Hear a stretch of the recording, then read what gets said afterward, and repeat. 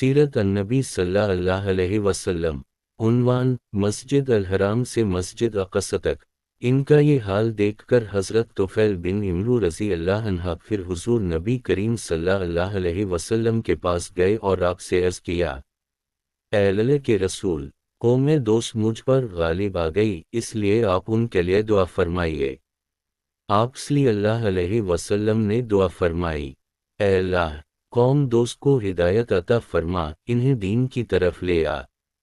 हज़रत तुफ़ैल बिन इमरू दोसी रज़ी अल्लाह अन्हा फिर अपने लोगों में गए। इन्होंने फिर दीन इस्लाम की तबलीग शुरू की।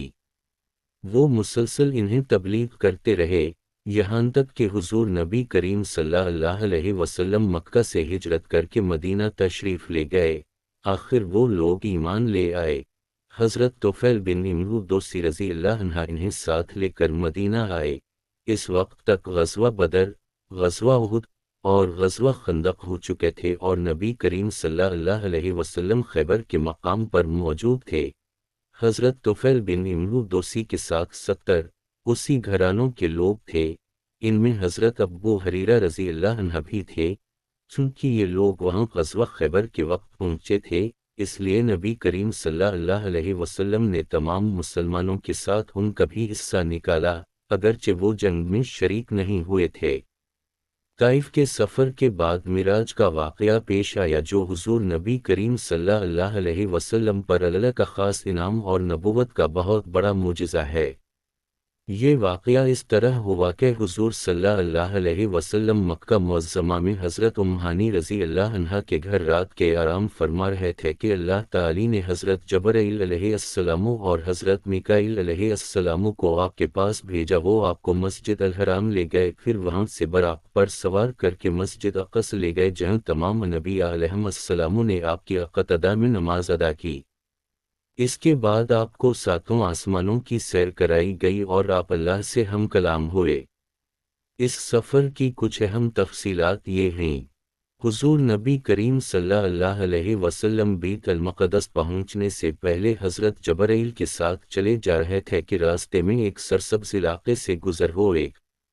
हज़रत जबरील अलैहिस्सलाम ने आपसे कहा, यहाँ उतरकर 2 रकत नमाज पढ़ लीजिए। आपने बराक़ से उतरकर 2 रकतें अदा कीं।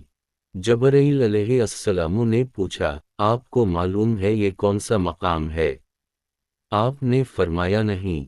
तब जबरील अलैहिस्सलाम ने कहा, ये आपने तैबा यानी मदीना मुनव्वरा में नमाज पढ़ी है और यही आपकी हिजरत गाह है, यानी मक्का से हिजरत करके आप यहीं आना है। इसके बाद बराक़ फिर रवाना हुआ। इसका हर कदम जहाँ तक नज़र जाती थी वहाँ पड़ता था। एक और मकाम पर हज़रत जबरील अलैहिस्सलाम ने कहा, आप यहाँ उतरकर नमाज पढ़िए। आपने वहाँ भी 2 रकत अदा की। इन्होंने बताया, आपने मदयन में नमाज पढ़ी है। इस बस्ती का नाम मदयन हज़रत इब्राहीम अलैहिस्सलाम के बेटे मदयन के नाम पर रखा गया था। इन्होंने उसी मकाम पर क़याम किया था। इसके बाद वहाँ आबादी हो गई थी। हज़रत शोएब अलैहिस्सलाम उसी बस्ती में मबऊस हुए थे। इसके बाद फिर आप उसी बराक़ पर सवार हुए। एक मकाम पर हज़रत जबरील अलैहिस्सलाम ने आपसे कहा, अब यहाँ उतर कर नमाज पढ़िए। आप यहाँ उतर कर नमाज पढ़िए। आप 2 रकत नमाज अदा की। जबरील अलैहिस्सलाम ने बताया, ये बीत अल-लहम है। बीत अल-लहम बीत अल मक़दस के पास एक बस्ती है जहाँ हज़रत सल्लल्लाहु की पैदाइश हुई थी। उसी सफ़र में आपने अल्लाह के रास्ते में जिहाद करने वालों का हाल देखा, यानी आपको आखिरत की मिसाली शक्ल के ज़रिए मुजाहिदीन के हालात दिखाए गए। हज़रत जबरील अलैहिस्सलाम ने बताया, ये अल्लाह की राह में जिहाद करने वाले लोग हैं, अल्लाह ने उनकी हर नेकी का सवाब 700 गुना कर दिए हैं। उसी तरह हज़रत सल्लल्लाहु अलैहि वसल्लम के सामने दुनिया लाई गई। दुनिया एक हसीन व जमील औरत की सूरत में दिखाई गई। इस औरत ने आपसे कहा, ए मोहम्मद, मेरी तरफ देखिए, मैं आपसे कुछ कहना चाहती हूँ।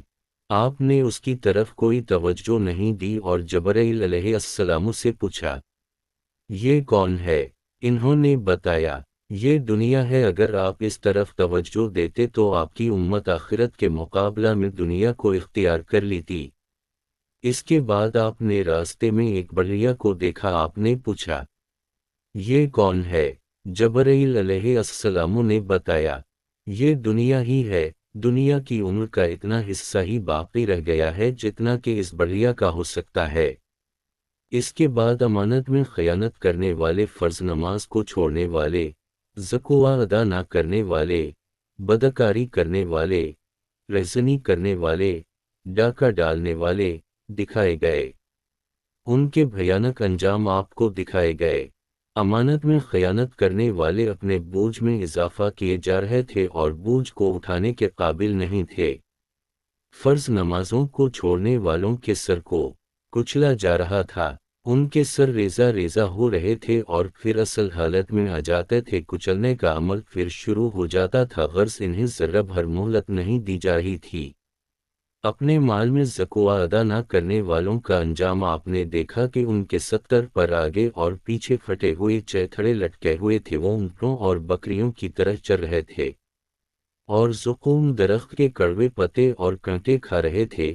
زقوم درخت کے بارے میں آتا ہے کہ اس قدر کڑوا اور زہریلا ہے کہ اس کی کڑواہٹ کا مقابلہ دنیا کا کوئی درخت نہیں کر سکتا، اس کا ایک ذرہ دنیا کے میٹھے دریاؤں میں ڈال دیا جائے تو تمام دریا کڑوے ہو جائیں۔ نبی اکرم صلی اللہ علیہ وسلم کا دنیا میں مذاق کرانے والوں کو بھی یہ درخت کھلایا جائے گا۔ اس درخت کے پتوں اور کانٹوں کے علاوہ وہ لوگ جہنم کے پتھر چباتے نظر آئے۔ بدکاروں کا انجام آپ نے دیکھا کہ ان کے سامنے دسترخوان لگے ہوئے تھے، دسترخوان میں سے کچھ نہایت بہترین بھنا ہوا گوشت تھا، کچھ میں بالکل سڑا ہوا گوشت تھا۔ وہ اس بہترین گوشت کو چھوڑ کر سڑا ہوا بدبودار گوشت کھا رہے تھے اور بہترین گوشت نہیں کھا رہے تھے۔ ان کے بارے میں جبرائیل علیہ السلام نے آپ کو بتلایا یہ آپ کی امت کے وہ لوگ ہیں جن کے پاس پاک اور حلال عورتیں تھیں لیکن وہ ان کو چھوڑ کر بدکار عورتوں کے پاس جاتے تھے، یا یہ وہ عورتیں تھیں جن کے خاوند تھے لیکن وہ ان کو چھوڑ کر بدکار مردوں کے پاس جاتی تھیں۔ سود کھانے والوں کا انجام آپ کو یہ دکھایا گیا کہ وہ خون کے دریا میں تیر رہے تھے اور پتھر نگل رہے تھے۔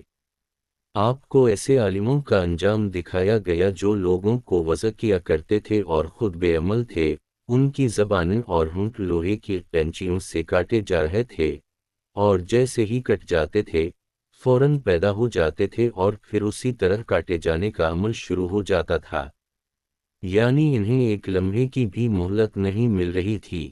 چغل خوروں کے ناخن تانبے کے تھے اور وہ ان سے اپنے چہرے اور سینے نوچ رہے تھے۔ مسجد اقصی میں نبی علیہ السلام کی نماز میں امامت فرمانے کے بعد حضور اکرم صلی اللہ علیہ وسلم کو ساتوں آسمانوں کی سیر کرائی گئی، جلیل القدر نبی علیہ السلام سے ملاقات کرائی گئی۔ پھر آپ صلی اللہ علیہ وسلم کو جنت کا حال دکھایا گیا۔ آپ کا گزر جنت کی ایک وادی سے ہوا، اس سے نہایت بھینی بھینی خوشبو آ رہی تھی اور مشک سے زیادہ خوشبودار ٹھنڈی ہوا آ رہی تھی اور ایک بہترین آواز سنائی دے رہی تھی۔ وہ آواز کہہ رہی تھی، میرے عشرت کدے میں ریشم، موتی، سونا، چاندی، مونگے، شہد، دودھ اور شراب کے جام و کٹورے بہت زیادہ ہو گئے ہیں۔ اس پر اللہ فرما رہے ہیں، ہر وہ مومن مرد اور عورت تجھ میں داخل ہوگا جو مجھ پر اور میرے رسولوں پر ایمان رکھتا ہو، میرے ساتھ کسی کو شریک نہ ٹھہراتا ہوگا، نہ مجھ سے بڑھ کر یا میرے برابر کسی کو مانتا ہوگا۔ سن لے، جس کے دل میں میرا ڈر ہے اس کا دل میرے خوف کی وجہ سے محفوظ رہتا ہے، جو مجھ سے مانگتا ہے میں اسے محروم نہیں رکھوں گا، جو مجھے قرض دیتا ہے یعنی نیک عمل کرتا ہے اور میری راہ میں خرچ کرتا ہے میں اسے بدلہ دوں گا، جو مجھ پر توکل اور بھروسہ کرتا ہے اس کی جمعہ پونجی کو اس کی ضرورت کے لیے پورا کرتا رہوں گا، میں ہی سچا معبود ہوں، میرے علاوہ کوئی عبادت کے لائق نہیں، میرا وعدہ سچا ہے، غلط نہیں ہوتا، مومن کی نجات یقینی ہے اور اللہ ہی برکت دینے والا ہے اور سب سے بہترین خالق یعنی پیدا کرنے والا ہے۔